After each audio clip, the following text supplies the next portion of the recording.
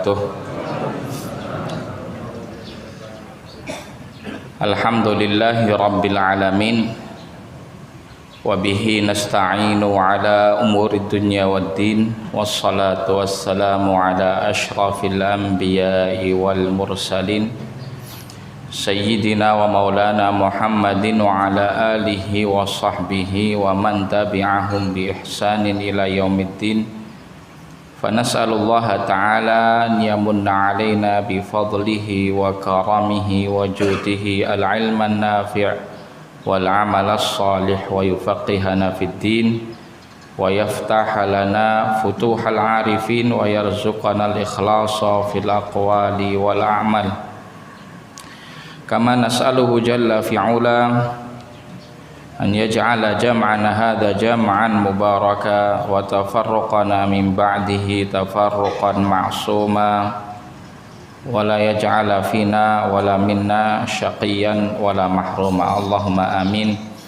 Ma'asyiral muslimin wal muslimat, jamaah pengajian Ahad pagi Masjid Fatimah Jaten yang dimuliakan Allah.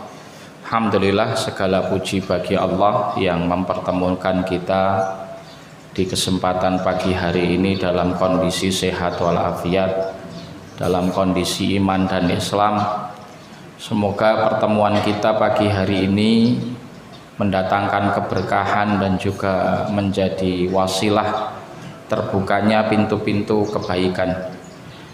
Jamaah yang dirahmati oleh Allah, sebagai pembuka dari majelis kita sebelum nanti kita adakan tanya jawab ya, dan juga konsultasi berkaitan dengan perkara syariat, kita buka dulu dengan tadabbur Al-Quran.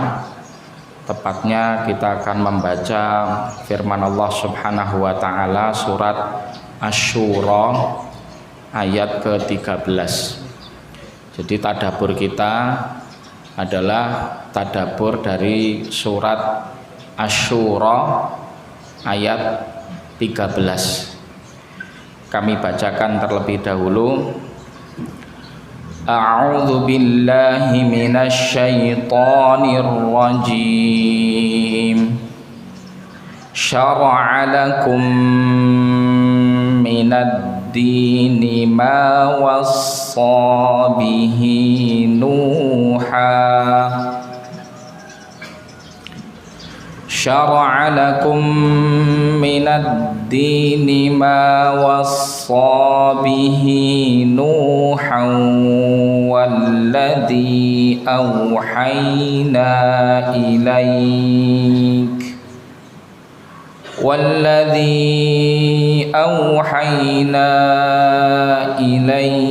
wa ma wassayna bihi Ibrahim wa Musa wa Isa an aqimud dina wa la tatafarraqu fihi kabura 'alal musyrikina ma tad'uuhum ilaihi. Allahu yajtabi ilaihi man yasha'u wa yahdi ilaihi man yunib. Sadaqallahul azim. Allahumma arhamna bil Qur'an. Ma'asyiral muslimin, jamaah rahimakumullah, ayat ke-13 dari surat Asy-Syura. Allah Subhanahu wa ta'ala berfirman, syara'a lakum minad din. Dialah Allah yang telah mensyariatkan kepadamu tentang agama ma wassa bihi Nuha, yang telah diwasiatkan kepada Nabi Nuh, ya, yang telah diwasiatkan kepada Nabi Nuh. Artinya agama yang diberikan, yang diturunkan oleh Allah kepada Nabi Muhammad, kepada kita ini, itu sama persis ya dengan agama yang Allah turunkan kepada Nabi Nuh. Wasiatnya sama, intisari ajarannya sama ya. Kemudian ma wassa bihi nuha walladzi auhayna ilaik. Jadi inti kandungan risalah agama yang Allah turunkan kepada Nuh dan juga kepadamu wahai Muhammad, wa ma wassaina bihi ilaik, dan apa yang kami wasiatkan kepadamu wahai Muhammad ya. Apa isi wasiatnya ini? Sama nanti, wa ma wassaina bihi Ibrahima wa Musa wa Isa ya, termasuk yang diwasiatkan kepada Nabi Ibrahim, kepada Nabi Musa, kepada Nabi Isa. Ini belum disebutkan isi wasiatnya apa, tapi sampai ke titik ini atau ke bagian yang sudah kita baca, Allah ingin menjelaskan bahwa isi wasiat ya, isi kandungan agama yang Allah turunkan kepada Nabi Nuh, Nabi Ibrahim, Nabi Musa, Nabi Isa, Nabi Muhammad, itu isinya sama, wasiatnya sama. Nggak ada perbedaan. Siapa ini mereka nabi yang disebutkan? Nah, para ulama kemudian ya menjadikan nabi-nabi ini yang disebutkan ini dianggap nabi yang paling utama dari semua nabi-nabi dan rasul ya. Nabi-nabi yang disebutkan di ayat ini dijadikan penjelas oleh para ulama untuk menjabarkan para nabi yang disebut oleh Allah di akhir surat Al-Ahqaf ayat ke-35. Allah berfirman, fasbir kama sabara ulul azmi minar rusul. Bersabarlah sebagaimana bersabarnya para ulul azmi dari kalangan rasul, atau istilahnya bersabarlah sebagaimana bersabarnya rasul-rasul ulil azmi ya. Siapa itu rasul-rasul ulil azmi? Nah, ini tafsirnya surat Asy-Syura ayat 13. Nabi ulul azmi itu adalah Nabi Nuh, Nabi Ibrahim, Nabi Musa, Nabi Isa, Nabi Muhammad. Ini nabi-nabi atau rasul-rasul ulul azmi. Di dalam Al-Quran itu disebutkan di beberapa ayat tentang kekhususan ataupun keistimewaan beberapa nabi dan rasul dibanding yang lain ya. Maka Allah sebutkan di firman-Nya surat Al-Baqarah, tilkar rusulu faddalna ba'dahum ala ba'din ya. Tilkar rusul, dan itulah para rasul-rasul yang Allah muliakan salah satu dibanding yang lain. Kalau bicara keseluruhan nabi yang jumlahnya 124.000 total nabi yang Allah turunkan, nabi yang Allah utus ya, itu totalnya ada 124.000 jumlahnya. Siapa itu nabi? Kalau orang masih bingung, nabi itu jenis apa ya? Maka jawabannya, nabi itu adalah orang atau manusia ciptaan Allah yang Allah Subhanahu wa ta'ala turunkan kepadanya wahyu. Siapa yang Allah turunkan kepadanya wahyu itu disebut nabi.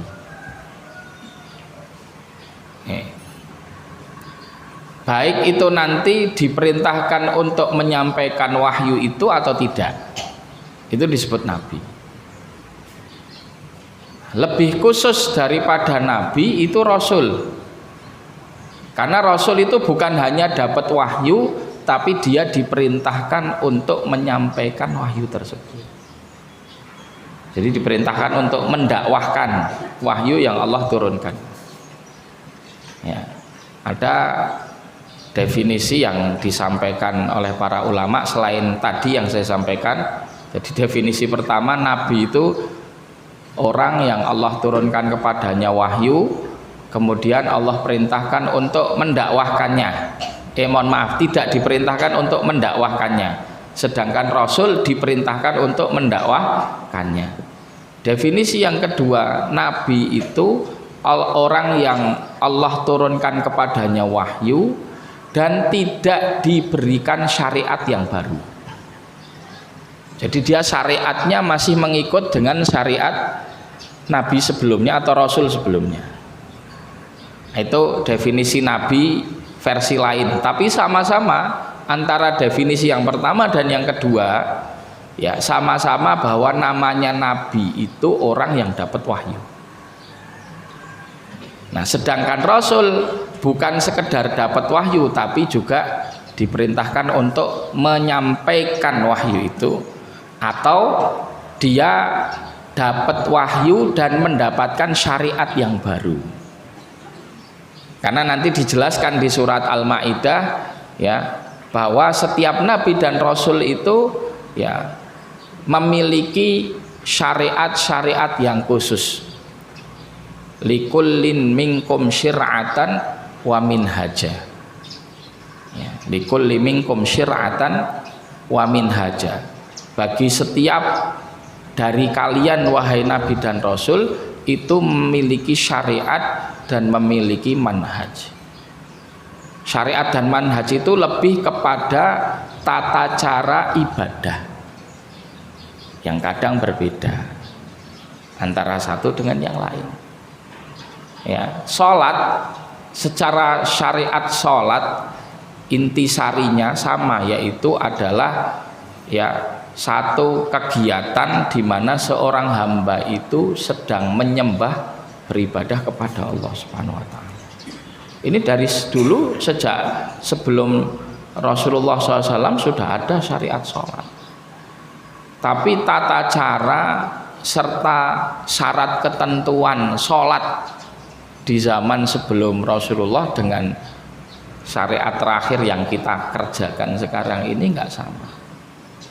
Jumlah sholatnya berapa, rakaatnya berapa, tata cara bersucinya berbeda.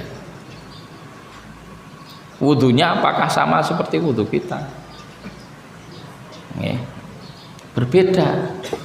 Cara membersihkan najisnya berbeda. Paham nggih? Jadi syariat itu, nabi dan rasul itu memiliki perbedaan satu sama lain. Sebagaimana Allah juga jadikan antara nabi dan rasul itu kedudukannya juga beda-beda. Ada yang dilebihkan satu dibanding yang lain. Nah, dari keseluruhan nabi dan rasul yang jumlahnya 124.000 itu, yang paling mulia itu adalah Rasul Ulul Azmi. Ini pemukanya para nabi dan rasul. Paling mulia itu ya 5 ini. Siapa tadi? Nuh, Ibrahim, Musa, Isa, Muhammad. Dulu zaman SD ngapal Rasul Ulul Azmi ini disingkat Nimim. Nimim. Nimim itu apa? Nuh, Ibrahim dulu, Musa, Isa, Muhammad. Nah, apakah urutan tadi itu juga berkaitan dengan kemuliaan? Tidak. Nimim tadi itu urutannya disesuaikan dengan yang disebutkan di Masyaallah. Nggih. Jazakumullah khairan. Matur nuwun. Urutan yang tadi disebutkan mim itu hampir mirip dengan urutan yang disebutkan di ayat ini. Nuh dulu. Tapi di ayat ini habis Nuh wa ma wasoina ilaika Muhammad dulu. Ya. Baru kemudian Ibrahim, Musa, Isa. Ini sebetulnya urutan secara zaman diutusnya. Urutan secara zaman diutusnya pertama Nuh dulu. Baru Ibrahim, baru Musa, baru Isa, baru Muhammad.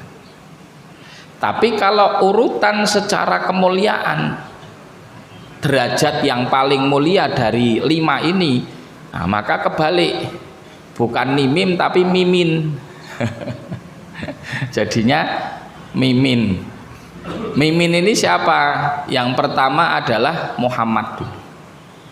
M yang pertama itu Muhammad, ini yang paling mulia kan tadi berdasarkan tahun diutus. Sekarang berdasarkan siapa yang paling mulia, karena Allah berfirman tilka rusulu faddalna ba'dahum ala ba'din.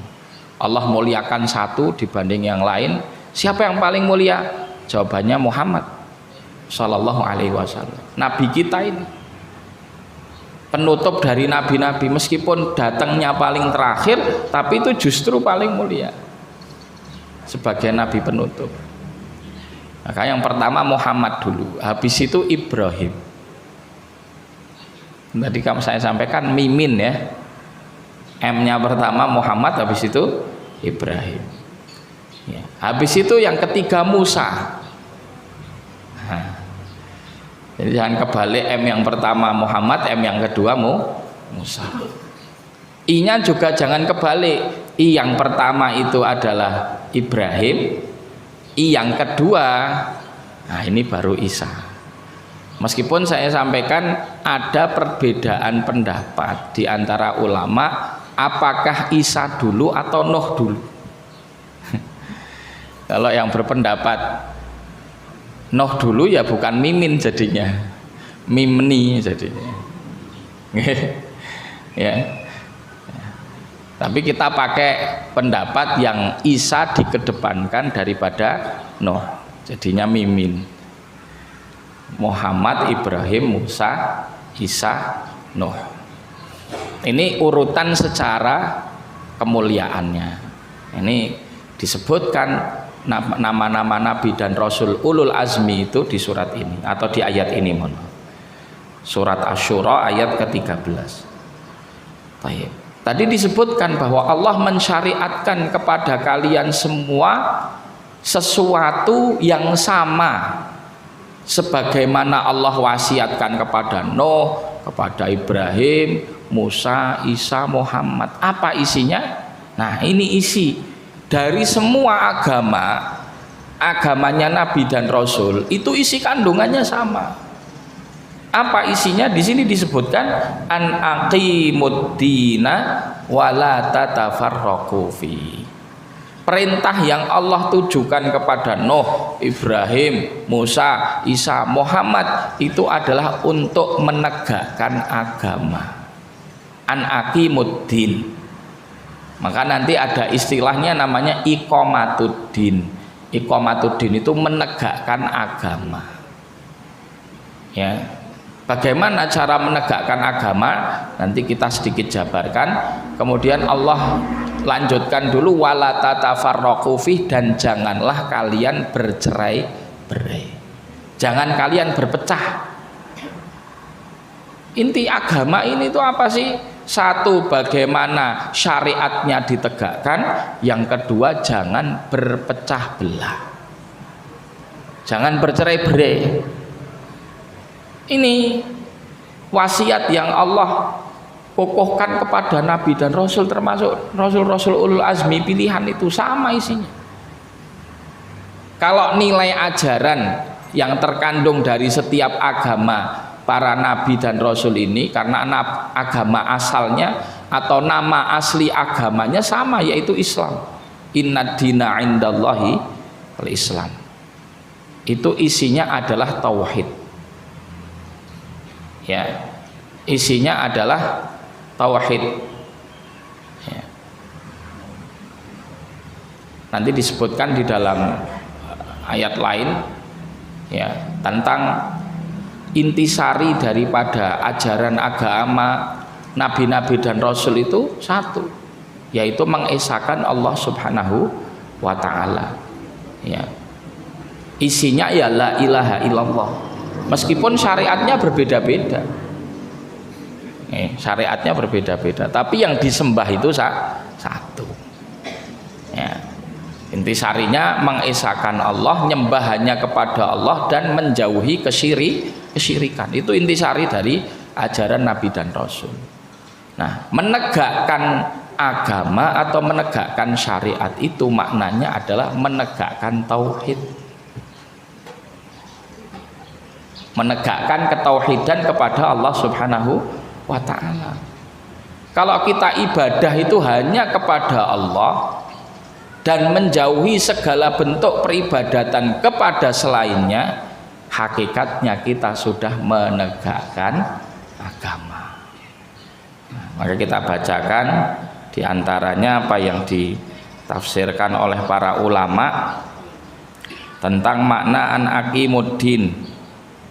Ya, an aqimuddina wala tatafarraqu fih. Berkata Imam Jalaluddin Al-Mahalli, hadza huwal masyru'ul musabihi. Inilah syariat yang diwasiakan ya dengannya, wal muha ila Muhammad, dan yang diwahyukan kepada Nabi Muhammad. Syariat yang diwasiakan dan diwahyukan kepada Nabi Muhammad Sallallahu Alaihi Wasallam, sebagaimana diwahyukan kepada nabi-nabi sebelumnya tadi. Isinya apa? Wahwat tauhid. Ini disebutkan. Ya, ini tafsiran Imam Mahalli terhadap ayat tadi. Bahwa isi perintahnya tadi an aqimuddin itu maknanya adalah menegakkan tauhid. Paham ya bapak-bapak ibu-ibu? Jadi iqamatuddin, kita diminta ayo kita menegakkan agama kita. Ngapain menegakkan agama? Bertauhid, mengesahkan Allah. Nah, konsekuensi daripada kita bertauhid itu ngapain? Yo kita sholat. Konsekuensi daripada bertauhid kalau masuk bulan Ramadan yo kita puasa. Konsekuensi kita bertauhid kalau kita punya harta dan memenuhi syarat kriteria zakat, wajib zakat. Konsekuensi daripada tauhid ketika kita punya harta, punya kemampuan fisik, kemudian terjamin keamanan perjalanannya, maka kita menunaikan zakat, menunaikan haji, wajib. Konsekuensi daripada kita bertauhid itu menjalankan perintah Allah dan menjauhi larangannya. Konsekuensi kita bertauhid itu ya kita meninggalkan riba, meninggalkan zina, meninggalkan minum khamr, meninggalkan judi, meninggalkan mencuri, ya, meninggalkan perbuatan jahat apapun itu yang sifatnya mendolimi orang, karena itu diharamkan Allah. Itu turunannya gitu. Kalau orang sudah paham bahwasanya Allah satu-satunya ya Tuhan yang disembah, maka konsekuensinya dia taat hanya kepada Allah, jalankan perintah Allah dan menjauhi larangannya. Dengan mengerjakan itu hakikatnya dia sudah menegakkan agama. An aqimuddina wala tatafarraqu fi. Maka dilanjutkan kabura alal musyriki nama tad'uhum ilaih. Sungguh besar wahai Muhammad apa yang engkau serukan itu di hadapan orang-orang musyrik. Ini loh nilai tauhid ini di hadapan orang musyrik itu besar sekali, berat. Gara-gara ini maka Rasulullah itu diperangi. Terjadinya perang Badar, terjadinya perang Uhud, terjadinya perang Hunain dan perang-perang yang lain. Gara-garanya apa? Ya ini tauhid ini. Rasulullah itu kan sudah diancam pembunuhan. Salah satu penyebab Allah memerintahkan kepada nabinya untuk hijrah ke Madinah itu apa? Itu sudah sampai puncak, Rasulullah itu mau dibunuh malam itu.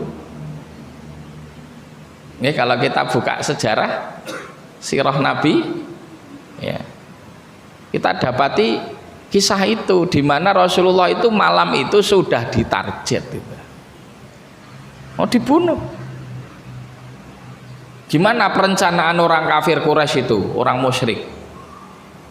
Mereka berkumpul di Darun Nadwah membicarakan gimana cara kita bunuh Muhammad.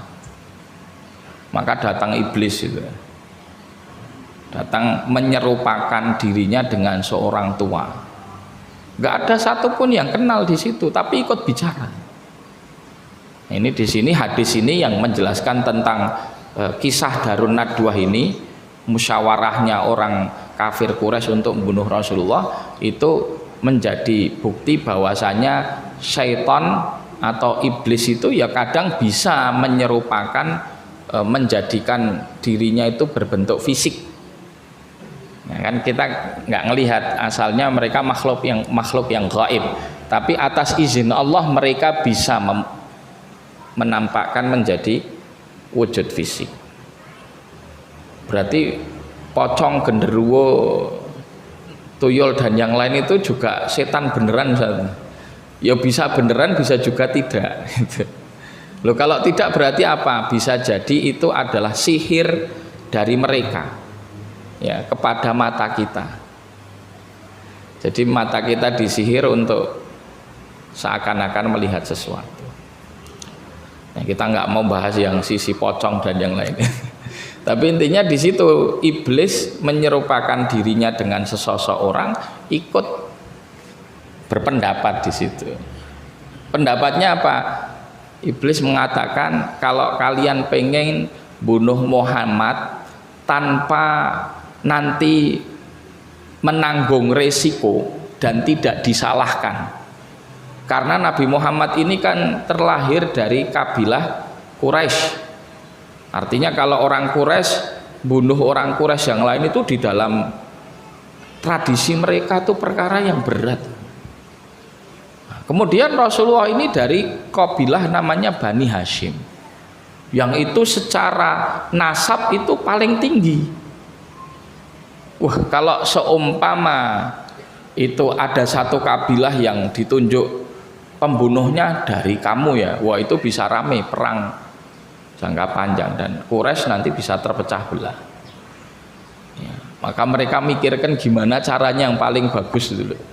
Akhirnya ini iblis ini ngasih ide, udah diutus saja dari setiap kabilah kalian itu, ya ada dari Bani Adi, dari Bani Abdi Manaf, dari mana, nanti diutus satu orang pemuda, terus nanti bunuh itu digerebek bareng-bareng. Kalau dibunuhnya bareng-bareng kan nanti tidak ada yang disalahkan satu pihak oleh kabilah Bani Hashim. Udah sepakat itu, digeruduk rumahnya Rasulullah SAW. Ketika mereka masuk ke rumah, didapati orang berselimut di situ kan, dikiranya Rasulullah. Pas sudah dibuka mau dibunuh, ternyata siapa? Imam Ali. Karena sudah diwahyukan kepada Rasulullah SAW, sudah ditunjukkan oleh Allah rencana pembunuhan itu. Maka kemudian Rasulullah meminta Imam Ali menggantikannya. Rasulullahnya sudah keluar bersama Abu Bakar untuk hijrah. Ini loh, kabura alal musyrikina ma tad'uhum ilaih, berat besar ya, dakwah kepada tauhid itu besar sekali di hadapan orang musyrik. Makanya pada jengkel Nabi Muhammad itu sebelum diperintah Allah untuk menyeru kepada tauhid, itu orang yang paling dicintai oleh siapapun, termasuk pamannya itu Abu Lahab. Ketika Rasulullah itu lahir kan jadi ponaannya toh. Abu Lahab ini saudaranya Abdullah, bapaknya Rasulullah, sama-sama anaknya Abdul mutolak. Deskripsinya Armageddon itu adalah pertempuran terakhir pada seperti yang digambarkan dalam Alkitab, yaitu tempat berkumpulnya pasukan raja-raja dunia untuk melawan Tuhan. Ini tentang Armageddon versi Alkitab, yaitu Taurat ya, dan Injil. Tapi nanti Armageddon versinya Islam itu adalah berkumpulnya umat manusia yang kemudian terbagi jadi dua kubu. Rasulullah SAW gambarkan fustatul iman la nifaqofi, ya, golongan orang-orang mukmin yang tidak ada kemunafikan di dalamnya. Jadi satu pasukan sebelah kanan gitu ya, kalau mau perang itu sebelah kanan itu isinya orang beriman semuanya tanpa ada kemunafikan sedikit pun. Jadi orang munafik itu nggak bisa nyusup di situ. Yang ada di barisan itu memang murni orang-orang beriman. Kemudian disebutkan di sisi satunya, sisi kiri, fustatul kufri la imana fihi, barisan orang-orang kafir yang tidak ada sedikit pun keimanan di dalamnya. Jadi udah tidak ada abu-abu itu. Kalau di peperangan-peperangan yang umum itu ada itu orang abu-abu itu, pengkhianat masuk sini, pengkhianat masuk sini, itu ada. Ya, seringnya yang berkhianat ya khianat ke Islam gitu. Kalau khianat ke kafir itu jarang ya.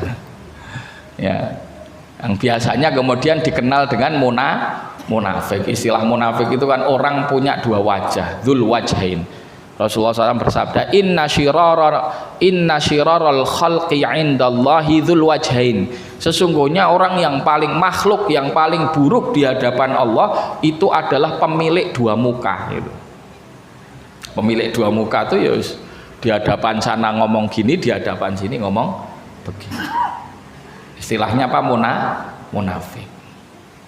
Nah, di kondisi perang akhir zaman itu nggak ada orang munafik, abu-abu di tengah itu nggak ada. Wes pokoknya sebelah kanan itu mukmin murni, nggak ada orang munafiknya. Sebelah kiri orang kafir murni, nggak ada sedikit pun orang yang beriman di situ. Di dalam hadis yang lain disebutkan bahwa seluruh dunia ini ya berkumpul. Sebetulnya awalnya Malhamatul Kubro itu kan didahului ketika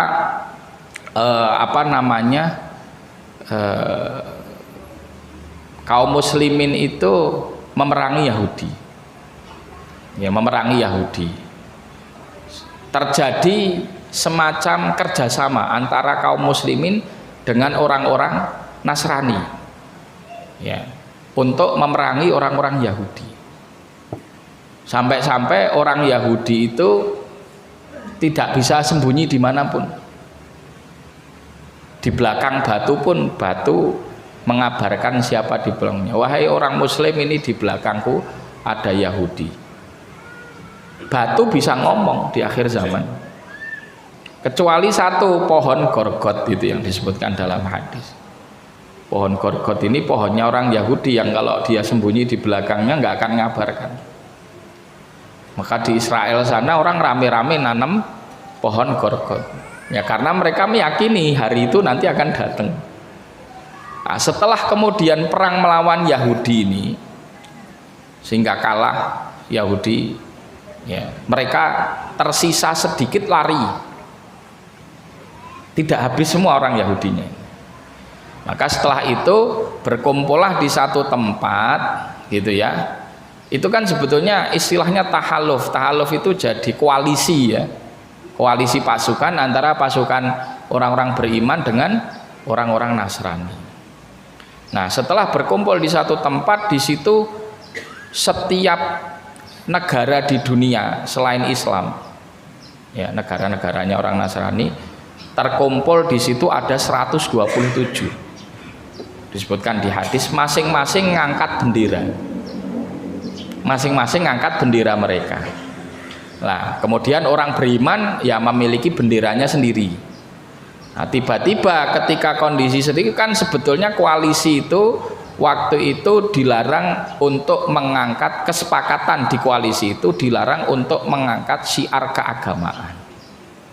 Nah, tapi kemudian tiba-tiba dari barisan 127 ya dikatakan panjinya selain orang beriman itu ada yang mengangkat salib tinggi-tinggi sambil mereka mengatakan telah menang salib.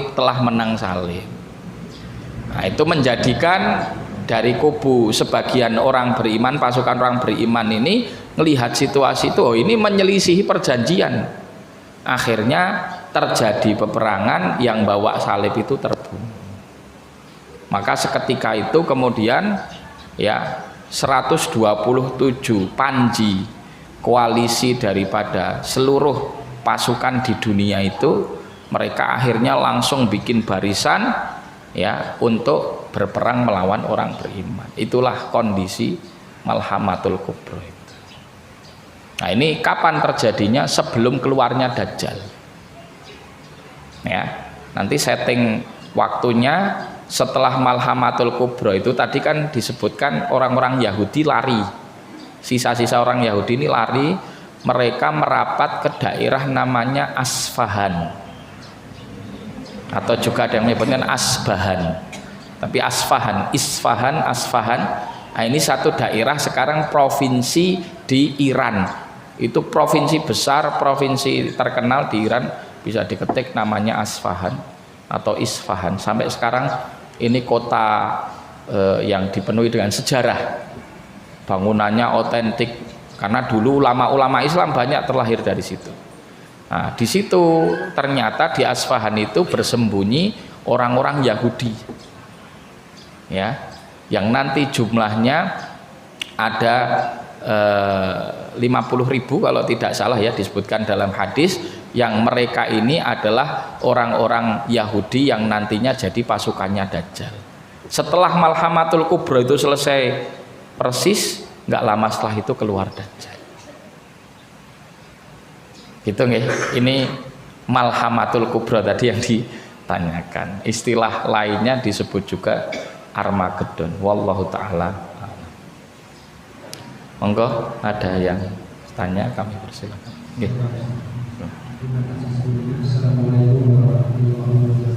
Waalaikumsalam.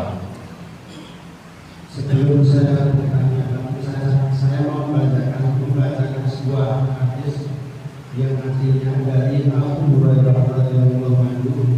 Rasulullah sallallahu alaihi wasallam bersabda, barang siapa mengerjakan sholat sunnah 6 rakaat setelah sholat maghrib dan di antara sholat itu tidak berkata dengan kata-kata yang buruk, maka sholatnya sebanding ibadah 12 tahun. Hadis riwayat Tirmidzi. Yang saya tanyakan Ustaz, bagaimanakah kedudukan hadis ini sahihah? Kemudian yang kedua pertanyaan saya adalah, apa arti kata sholatnya sebanding ibadah 12 tahun? Terus terang saya belum meneliti secara khusus tentang hadis ini, bagaimana para ulama mendudukkan, apakah ini hadis sahih atau hadis yang dhaif, nanti butuh kami cek nih. Termasuk juga makna sebanding dengan ibadah 12 tahun ini seperti apa juga belum kami dapatkan keterangannya. Insya Allah di pertemuan yang akan datang ini jadi PR nggih. Kami carikan dulu dudukan hadisnya, ini saya catat nih. Insya Allah kita jawab di pertemuan yang akan datang. Nggih.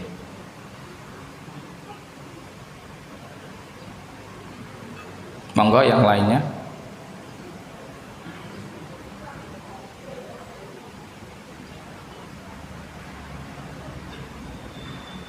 Selesai? Nggak ada yang bertanya?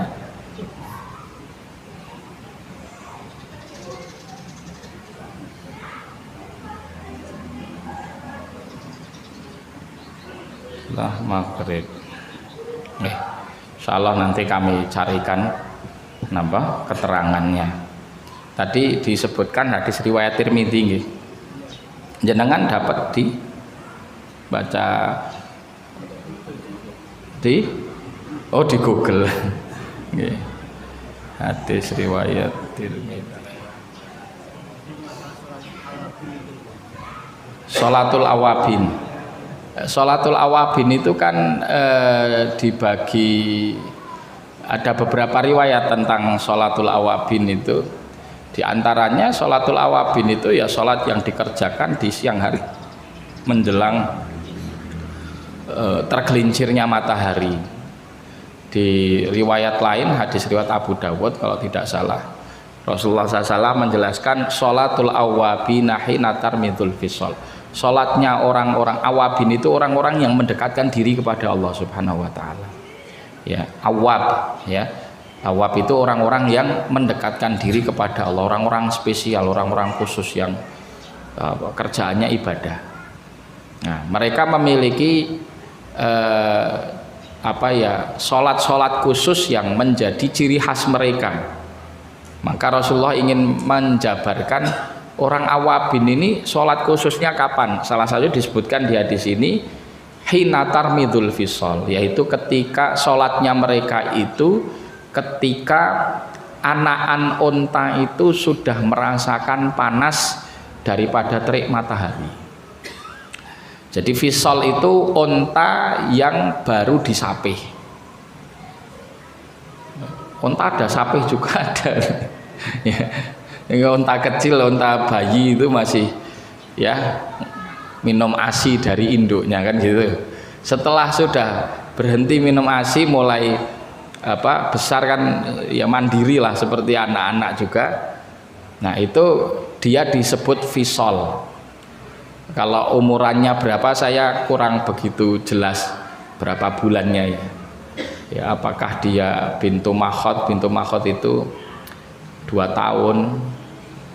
Ya, kalau saya agak lupa ada penyebutannya. Ya, tapi yang jelas fisol ini tadi ketika bayi unta sudah mulai disapih, tidak minum ASI dari induknya. Nah, ketika situasi itu bayi unta ini kan kecil istilahnya peranaan unta itu kan masih belum kuat sebagaimana yang dewasa dari mereka. Sehingga ketika dia di padang pasir, kemudian panas matahari itu sudah semakin terik, ya. Nah, kakinya dia ini kerasa kepanasan ya. Itulah yang disebut tarmid. Romad dari kata-kata panas yang disimpan oleh pasirnya padang pasir. Saya pernah ngerasakan kondisi gitu itu ketika dulu belajar di Yaman itu di daerah Maghrib. Memang daerahnya padang pasir. Nah, kalau kita mau belanja itu dari tempat kami belajar itu kan memang melewati daerah pasir lah, padang pasiran gitu. Itu kalau sudah tambah siang jam 11 saja udah, wah itu masya Allah panasnya, itu panas dari atas dan panas dari bawah. Apalagi suhu di sana itu kan umumnya ya sama di Saudi, di daerah-daerah padang pasir itu kan suhu di musim panas itu ya 40 lebih lah, kadang sampai 50 derajat ya. Panasnya luar biasa itu, wah dari atas dari bawah juga ternyata pasirnya itu kayak memantulkan panas. Nah di saat itulah semakin terik panasnya ini, bayi peranakan unta ini ngerasa kakinya kepanasan sehingga dia nanti akan nyari daerah yang teduh ya. Nah kapan waktu itu? Para ulama menggambarkan kurang lebih adalah waktu yang mendekati matahari tergelincir.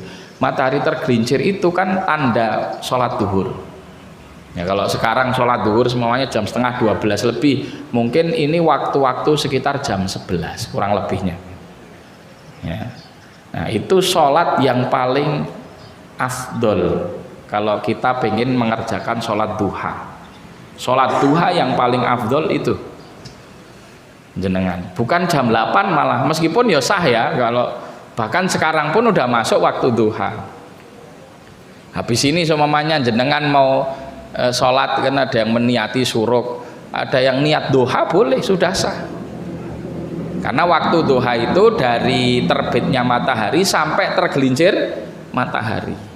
Tapi dari sekian waktu mana yang paling afdol? Lah ini tadi menjelang duhur sekitar jam 11. Taunya orang umumnya duha itu jam 8 itu. Jam 8 atau jam 9 itu. Nggih, bener, ini sekarang waktu duha sudah. Tapi paling afdol nanti. Monggo kalau mau ngamalkan sholatul awabin versi hadis ini ya. Nah, yang versi hadisnya jenengan itu saya belum ngerti. Makanya nanti butuh kami bahas dulu. Barakallahu fikum. Nggih. Pertanyaan terakhir nggih. Nggih. Pakai niki napa? Nggih. Nggih. Apakah boleh yang namanya empat mazhab itu dipakai semuanya? Berarti pakai ini, pakai ini, pakai ini. Nggih. Madhab itu kan ada 4. Boleh enggak semua madhab itu dipakai dalam beribadah gitu ya?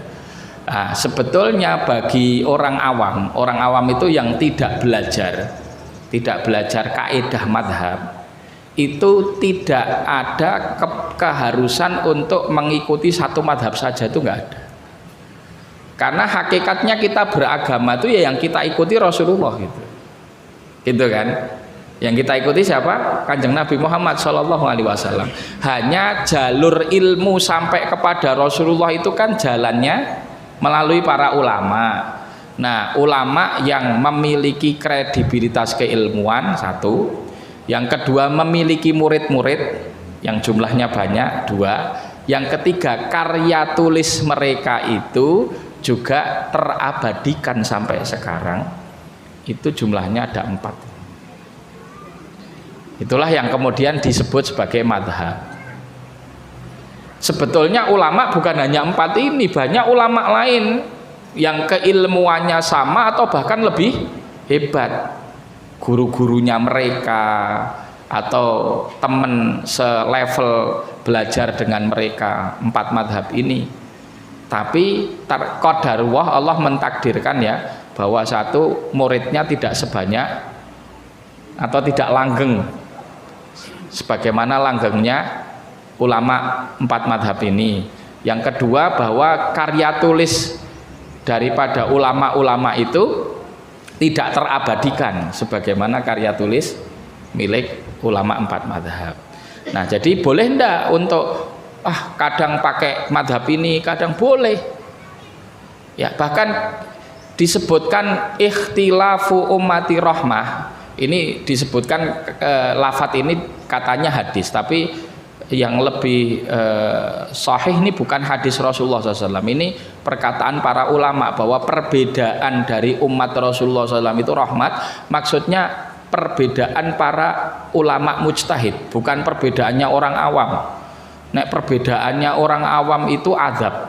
Karena biasanya orang awam kalau beda pendapat terus gontok-gontokan tawur.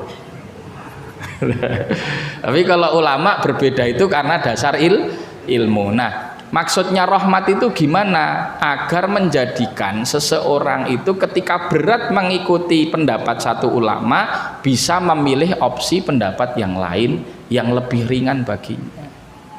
Boleh tak begitu, nggak apa-apa, asalkan jangan saben urusan nyarinya yang mudah terus.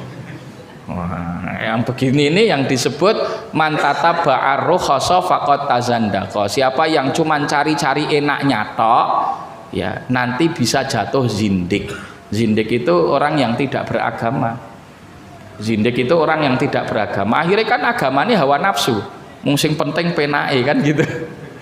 Nanti sholat sing paling penak gimana? Oh, ada pendapat itu Syiah sholatnya sehari cuma 3 waktu, aku milih kui. Gitu. Nanti giliran bab pengen nikah, pengen kawin, pendapat paling ringan dikawin gimana? Oh, ada pendapat yang tidak mensyarati wali, cocok itu.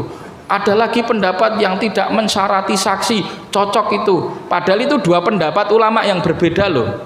Yang sini tidak nyarati saksi, Yang sini tidak nyarati wali, tapi karena dia pengen penake, wah iki tak gabung, aku rabi ora nggo saksi ora nggo wali. Bahkan kalau ada yang berpendapat bolehnya nikah tanpa mahar, bakal diambil juga sama orang ini, kan gitu. Nah, cara beragamanya orang seperti itu yang disebut seperti orang yang tidak punya agama. Karena akhirnya aturannya saenake udele dewe, kan gitu. Tapi bab kita milih pendapat saya sendiri, bukan hanya jenengan gitu. Saya sendiri yo, kita sebenarnya sama-sama orang awam, bukan ulama mujtahid, bukan. Tapi kadang kita nerapkan, karena kami penuntut ilmu, nerapkan situasi begini, wah ini berat, kita taklid ke madhab ini saja yang lebih ringan. Dan kadang ketika ada orang bertanya ke saya, tak kasih dua pendapat madhab A begini, mendapat madhab B begini. Waduh Ustaz, tapi saya kalau begini berat pun, jenengan milih sing ringan bae, enteng toh gitu kan. Boleh gitu. Ya, karena agama ini disyariatkan oleh Allah untuk memudahkan orang. Yuridullahu bikumul yusra wala yuridu bikumul usra. Bukan nyusah-nyusahi tapi gampang. Oke. Ngeten nggih. Gampil ta? Nah, nek wonten dua pendapat, tiga pendapat sing enteng. Nggih, wah sing ringan. Jangan terus-terusan gitu. Nek sing terus-terusan nanti ndak takut sindik. Ya sesekali kita pilih sing rada abot sithik lah biar. Nah, gitu nggih. Biar imbang ya. Sesekali milih yang rada berat, tapi boleh di waktu lain milih yang mudah. Mekaten alhamdulillah majelis di kesempatan pagi hari ini semoga bermanfaat, berbarokah. Tak akhiri dengan tasbih kifarah, subhanakallahumma bihamdika asyhadu an la ilaha illa anta astaghfiruka wa atubu ilaik. Wa shallallahu wa sallim wa barik ala Muhammad wa ala alihi washabbihi wasallam bila taufiq wal hidayah waridha wal inayah, nasrun minallahi wa fathun qarib. Assalamualaikum warahmatullahi wabarakatuh.